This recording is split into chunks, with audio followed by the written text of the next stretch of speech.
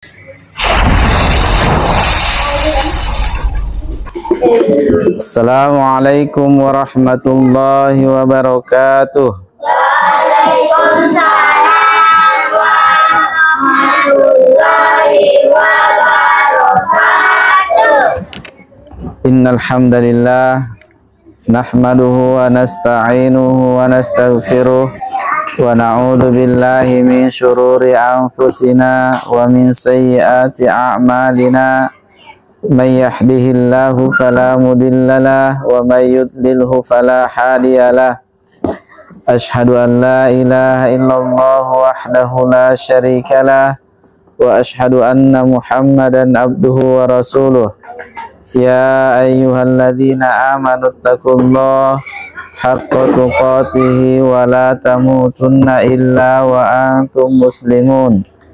Ya ayyuhalladzina amanu taqullaha wa qulu qawlan sadida yuslih lakum a'malakum wa yaghfir lakum dhunubakum wa may yuti'illaha wa rasulahu faqad faza fawzan 'azima. Amma ba'd, fa inna asdaqal hadithi kitabullah wa khairal hadi Muhammadin sallallahu alaihi wasallam wa syarrul umuri muhdatsatuha fa inna kulla muhdatsatin bid'ah wa kulla bid'atin dhalalah wa kulla dhalalatin finnar. Segala puja dan puji hanyalah milik Allah Subhanahu wa ta'ala, di mana Allah Subhanahu wa ta'ala yang maha pengasih lagi maha penyayang, yang senantiasa mencurahkan kepada makhluk-makhluknya berbagai macam nikmat dan kasih sayangnya, rahmat dan karunia-Nya. Allah Subhanahu wa ta'ala yang maha mulia lagi maha agung.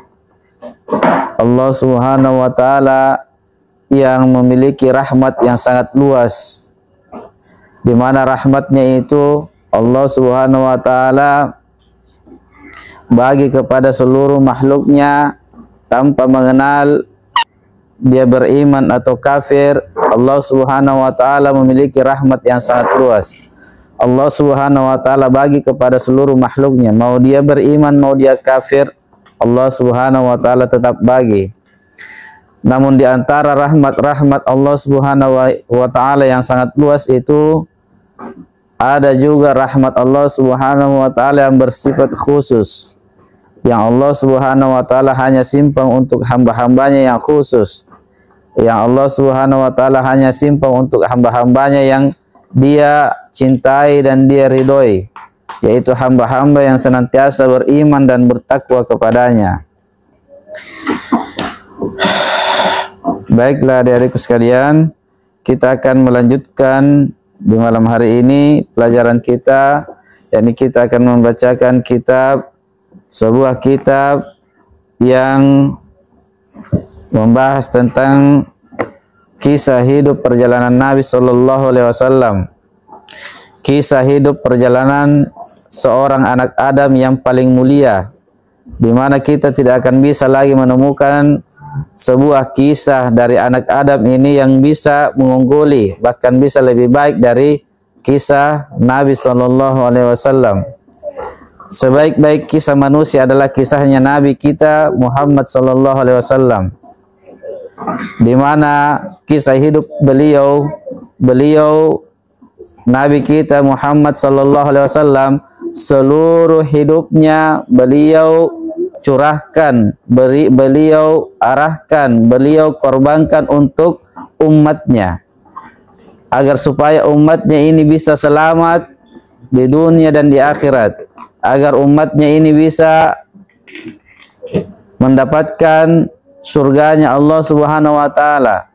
Seluruh hidup beliau, apapun yang Nabi Sallallahu Alaihi Wasallam miliki, beliau Sallallahu Alaihi Wasallam korbankan di jalan Allah, agar supaya agama Allah Subhanahu wa ta'ala ini bisa tegak sampai hari kiamat, agar seluruh manusia bisa menikmati kenikmatan, keindahan kebaikan dari agama Islam, agar mereka seluruhnya bisa memeluk agama Islam dan akhirnya mereka bisa selamat dari neraka dan masuk ke dalam surga Allah Subhanahu wa taala.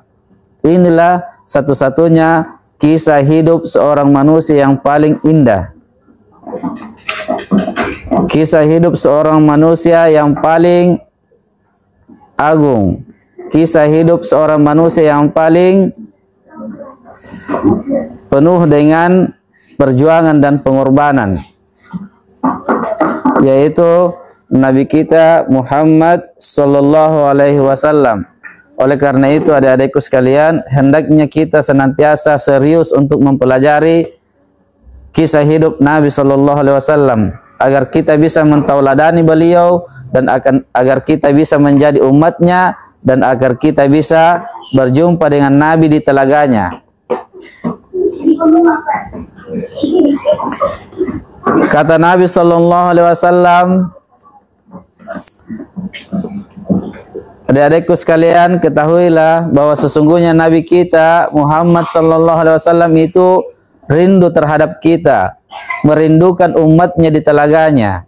Kata Nabi sallallahu alaihi wasallam, bersabarlah kalian wahai umatku sampai kalian menjumpai diriku di telagaku, sampai kalian berjumpa denganku di telagaku. yakni Nabi sallallahu alaihi wasallam menanti-nanti umatnya yang senantiasa mentauladani beliau di dunia ini. Beliau sangat merindukannya untuk berjumpa dengannya di telagahnya Nabi sallallahu alaihi wasallam. Baiklah, kita akan lanjutkan pelajaran kita, dan kita sudah sampai pada pembahasan di mana kaum musyrikin Quraisy melakukan berbagai macam cara, berbagai macam upaya untuk menghentikan dakwah Nabi sallallahu alaihi wasallam. Dia ingin memadamkan cahaya Islam. Dia ingin menghancurkan dakwah Islam. Dia ingin mematikan dakwah Islam. Kenapa? Karena orang-orang musyrik Quraisy itu mereka adalah orang-orang yang hatinya itu kotor, hatinya itu najis, hatinya itu jauh dari nilai-nilai keimanan.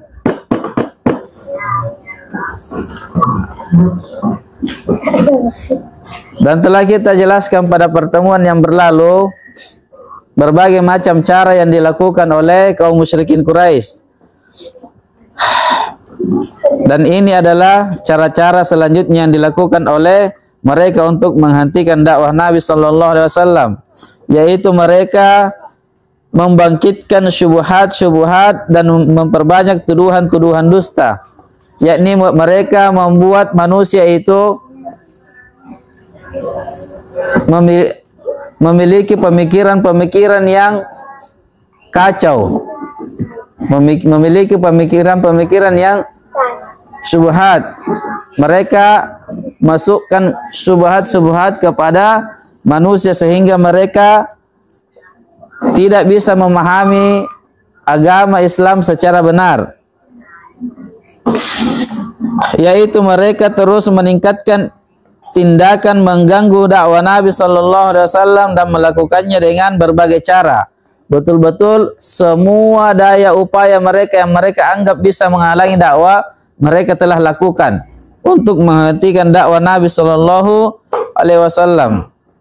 Terkadang mereka mengatakan bahwa Al-Qur'an itu adalah mimpi-mimpi yang kacau, yakni mimpi-mimpi dusta yang dilihatnya Nabi sallallahu alaihi wasallam pada malam hari.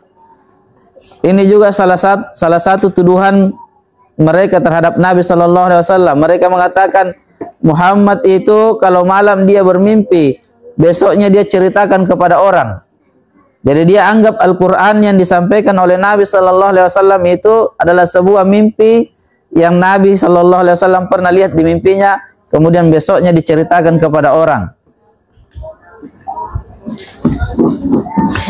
Kemudian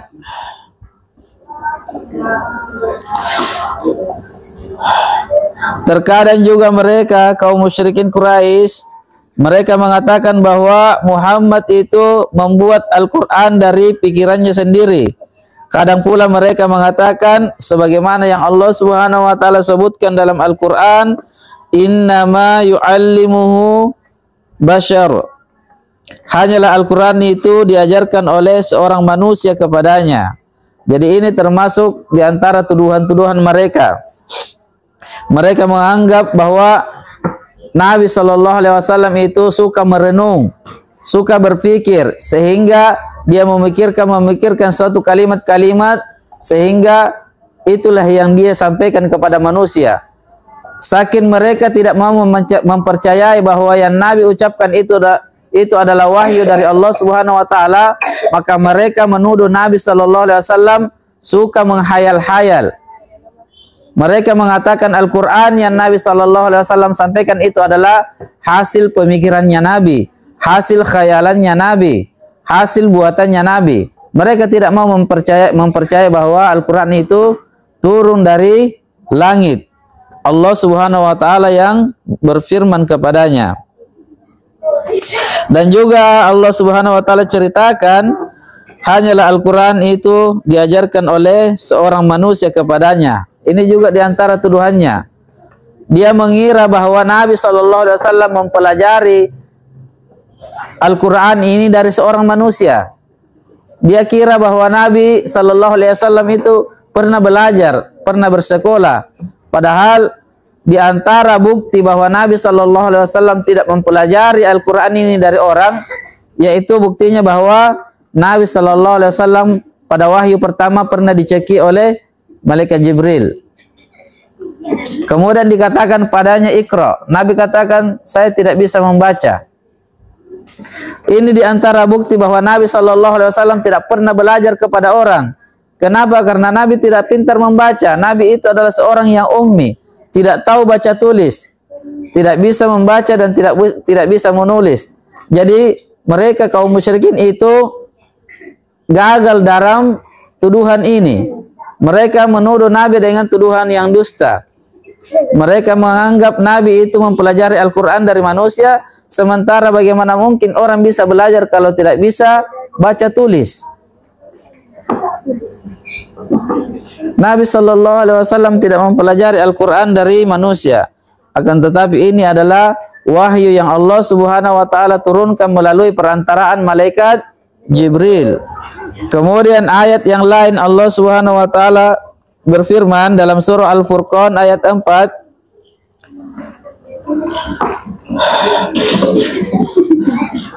Allah Subhanahu Wa Taala berfirman, Al-Quran ini tidak lain hanyalah kebohongan yang diada-adakan oleh Muhammad, dan dia dibantu oleh satu kaum yang lainnya.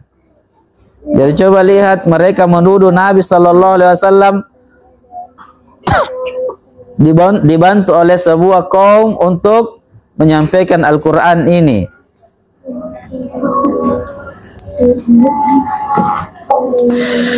Kemudian dijelaskan lagi dalam surah Al-Furqan ayat 5, Allah Subhanahu Wa Taala berfirman, Al-Quran adalah dongeng-dongengan orang-orang yang dahulu. Dimintanya supaya dituliskan, maka dibacakanlah dongeng itu kepadanya setiap pagi dan petang. Allah Subhanahu Wa Taala dalam ayatnya yang mulia ini menceritakan kepada kita tentang ucapannya orang-orang musyrik terdahulu, tentang tuduhan mereka terhadap apa yang Nabi Shallallahu Alaihi Wasallam bawakan. Jadi di sini Allah Subhanahu Wa Taala menceritakan kepada kita tentang tuduhan orang-orang musyrik kepada Nabi Shallallahu Alaihi Wasallam, yaitu mereka menuduh Nabi Shallallahu Alaihi Wasallam membawakan sebuah dongeng. Jadi di sini Allah Subhanahu Wa Taala menceritakan kepada kita melalui kalamnya bahwa kaum musyrikin Quraisy itu menuduh Nabi Sallallahu Alaihi Wasallam membawakan sebuah dongeng, yaitu Al-Quran yang disampaikan oleh Nabi Sallallahu Alaihi Wasallam hanyalah sebuah dongeng-dongeng orang-orang yang terdahulu yang Nabi Shallallahu Alaihi Wasallam meminta untuk dituliskannya, maka dibacakanlah kepada Nabi Shallallahu Alaihi Wasallam dongeng itu pagi dan sore harinya. Dan tuduhan ini adalah sebuah tuduhan dusta, di mana mereka menuduh Nabi Shallallahu Alaihi Wasallam sesuatu yang tidak bisa Nabi Shallallahu Alaihi Wasallam lakukan, karena Nabi Shallallahu Alaihi Wasallam sama sekali tidak bisa melakukan baca tulis. Nabi tidak bisa membaca dan tidak pula bisa menulis. Kemudian terkadang mereka juga mengatakan bahwa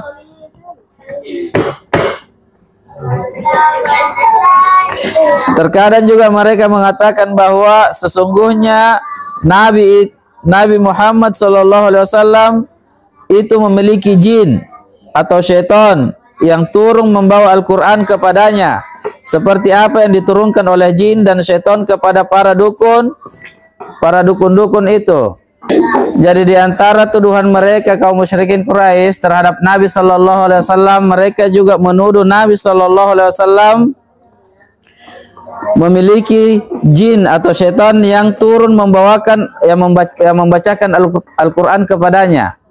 Jadi mereka menganggap Al-Quran yang dibawa oleh Nabi Sallallahu Alaihi Wasallam itu yang memberinya adalah jin atau syaitan. Jadi mereka menuduh Nabi Sallallahu Alaihi Wasallam memiliki jin yang membacakan Al-Quran itu kepadanya, sehingga Nabi Sallallahu Alaihi Wasallam pun membacakan kepada manusia Al-Quran itu yang dibawakan oleh syaitan. Dan ini adalah tuduhan-tuduhan dusta.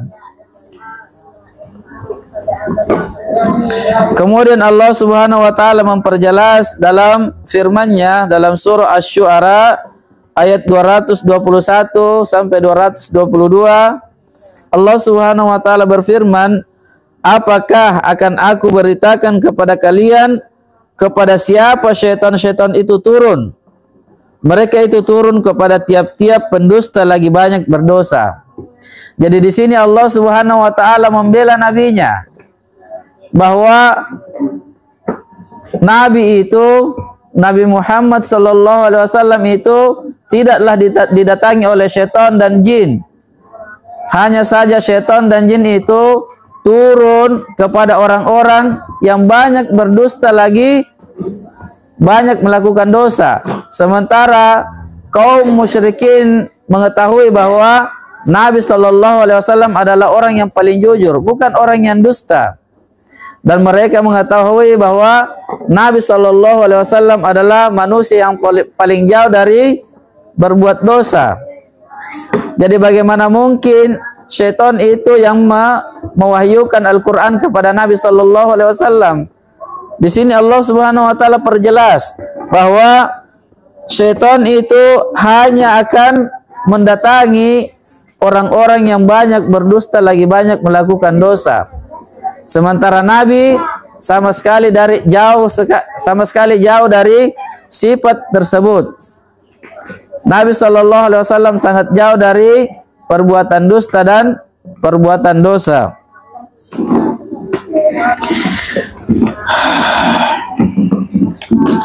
Dan terkadang juga mereka mengatakan kepada Nabi Sallallahu Alaihi Wasallam bahwa beliau itu terkena sejenis penyakit gila, yaitu Nabi suka menghayalkan makna-makna lalu menyusunnya dalam kalimat-kalimat yang indah dan menarik, sebagaimana yang diperbuat para penyair. Maka Nabi itu adalah penyair dan perkataannya adalah sebuah syair. Jadi mereka mengira bahwa Nabi Sallallahu Alaihi Wasallam juga adalah seorang yang suka menghayalkan sesuatu, kemudian dia rangkai menjadi sesuatu yang indah, lalu dia bersyair, sehingga Nabi itu dituduh sebagai seorang penyair. Ini juga Allah Subhanahu Wa Taala bantah dalam Al-Quran dalam surah Asy-Syu'ara ayat 224 sampai 226. Allah Subhanahu Wa Taala kembali membantah tuduhan mereka. Allah Subhanahu Wa Taala katakan, dan penyair-penyair itu diikuti oleh orang-orang yang sesat. Sementara Nabi Shallallahu Alaihi Wasallam diikuti oleh orang-orang yang beriman, bukan orang sesat yang mengikuti Nabi Shallallahu Alaihi Wasallam. Orang-orang yang beriman.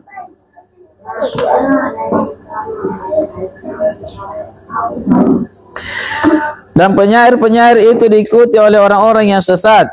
Tidaklah kamu melihat bahwasanya mereka mengembara di tiap-tiap lembah, dan bahwasanya mereka suka mengatakan apa yang mereka sendiri tidak lakukan.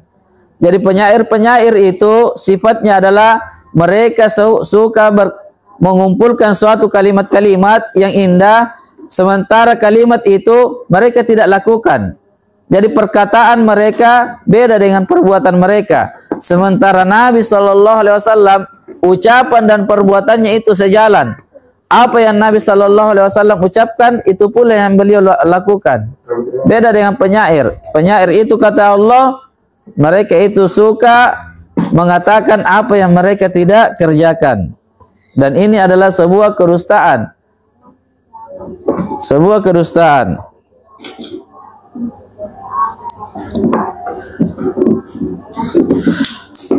Maka inilah 3 kekhususan yang menjadi sifat para penyair, dan tidaklah dijumpai satupun pada diri Nabi Shallallahu Alaihi Wasallam sifat-sifat ini. Orang-orang yang mengikuti beliau adalah orang-orang yang suka memberi petunjuk, yakni orang-orang yang beriman kepada Allah Subhanahu Wa Taala dan Rasulnya, orang-orang yang suka membantu manusia,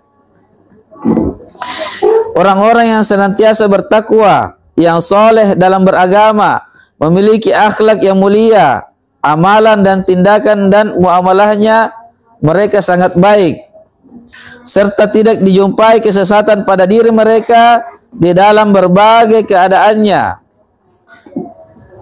Jadi mereka itu menuduh Nabi dan orang-orang beriman itu dengan tuduhan yang jauh dari apa yang Nabi Shallallahu Alaihi Wasallam lakukan dengan para sahabatnya.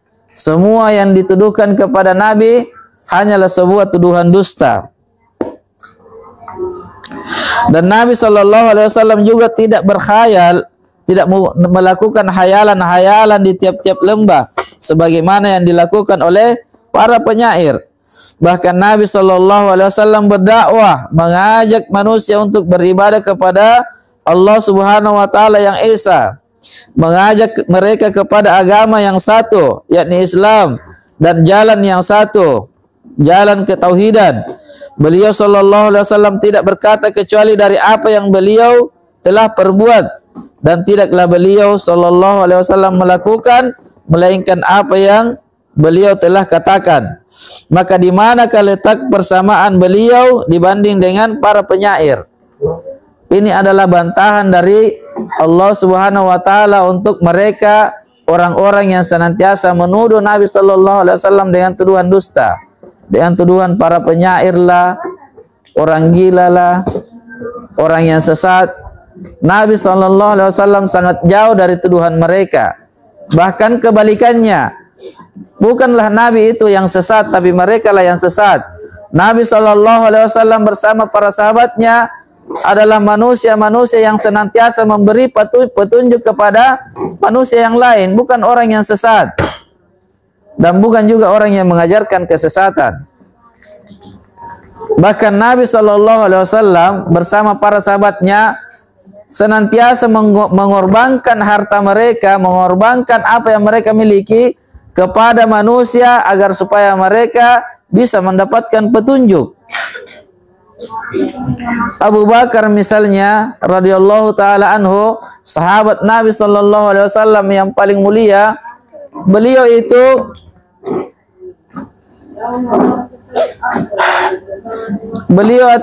itu adalah manusia yang terbaik setelah Nabi Shallallahu Alaihi Wasallam.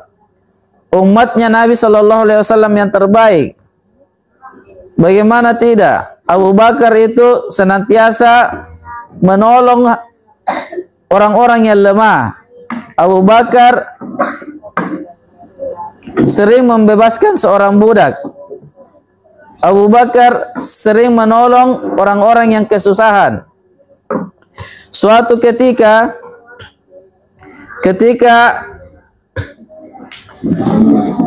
Abu Bakar radhiyallahu taala anhu mendapati Bilal radhiyallahu taala anhu sedang disiksa oleh majikannya, sedang disiksa dengan siksaan yang sangat berat, siksaan yang sangat pedih. Maka Abu Bakar radhiyallahu taala anhu segera membebaskannya, segera melunasi perbudakannya, kemudian membebaskannya. Ini diantara kemuliaan akhlak dan sifat-sifat orang-orang yang mengikuti Nabi Sallallahu Alaihi Wasallam. Jadi bagaimana mungkin Nabi itu dikatakan diikuti oleh orang-orang yang sesat? Mana ada orang sesat yang mau berbuat baik seperti itu? Orang sesat itu adalah orang yang kikir. Orang sesat itu adalah orang yang senantiasa mendahulukan hawa nafsunya. Orang yang sesat itu adalah orang yang hanya mementingkan dirinya sendiri, jauh dari memperhatikan orang lain. Sementara orang-orang yang senantiasa mengikuti Nabi Sallallahu Alaihi Wasallam hanyalah orang-orang yang beriman, bertakwa, dan orang-orang yang senang membantu terhadap sesama. Inilah sahabat-sahabat Nabi Sallallahu Alaihi Wasallam, senantiasa berada di atas petunjuk, senantiasa berada di atas keimanan, dan senantiasa saling tolong menolong terhadap orang yang kesusahan.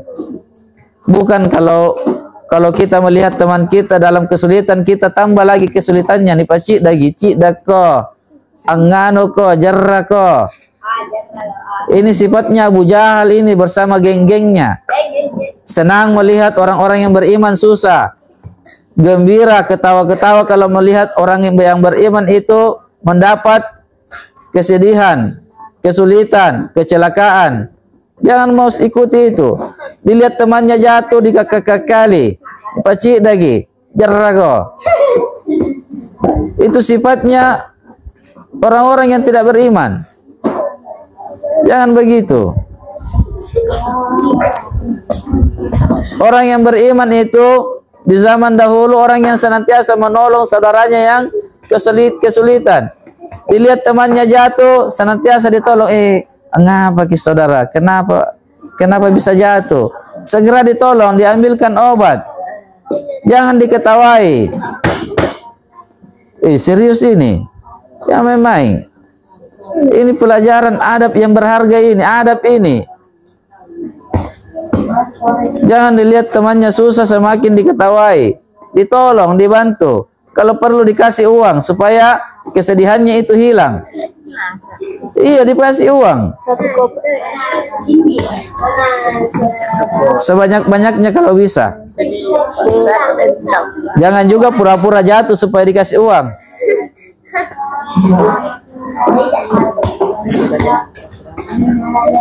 Jadi kalau ada teman kita yang berada ke dalam kesedihan, kesusahan, segera cari solusi untuk bisa menolongnya. Jangan dilihat-lihati dan jangan kita bergembira di atas kesedihan orang lain. Jangan kita bergembira di atas kesedihan teman-teman kita. Ini tanda-tanda bahwa hati kita jauh dari keimanan kalau seperti itu. Orang yang beriman, hatinya itu seperti satu bangunan. Dengar adik-adikku sekalian. Orang yang beriman itu ibaratnya dia seperti satu bangunan atau seperti satu jasad.